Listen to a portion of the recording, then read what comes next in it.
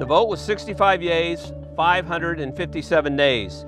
The overwhelming majority were opposed to striking out the word white in the state constitution. Had they done so, it would have permitted blacks and others to vote and would have ensured other civil rights.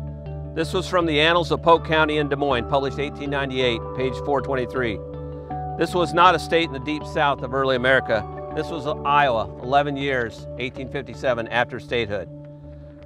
Iowa, her leaders, residents, have often been on the right side of history, often long before others. We have remembered, taught, and celebrated those ideals and decision makers when they were right. What about when we are not on the right side of history? Is it remembered, taught, and used as an instrument of improvement? Here's a little checkpoint we can all try. Visualize in your mind an American Revolutionary War veteran.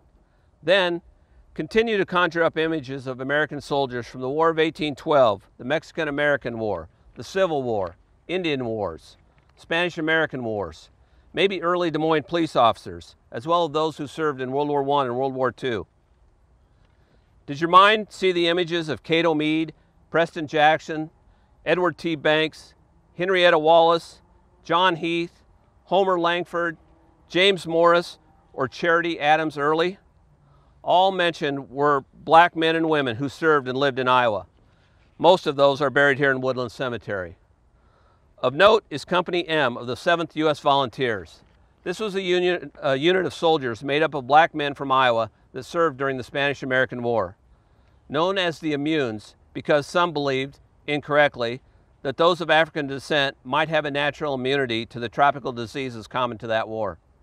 These men served with honor and distinction as both officers and common soldiers. The recently marked Spanish-American War veterans' graves of George S. Taylor and Hudson Woods are in Woodland Cemetery.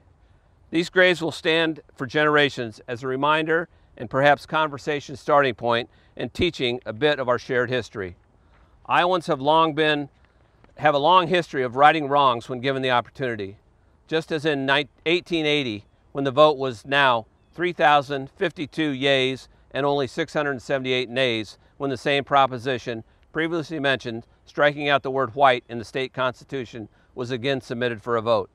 Woodland Cemetery was fully integrated then from its opening, and it has always remained so.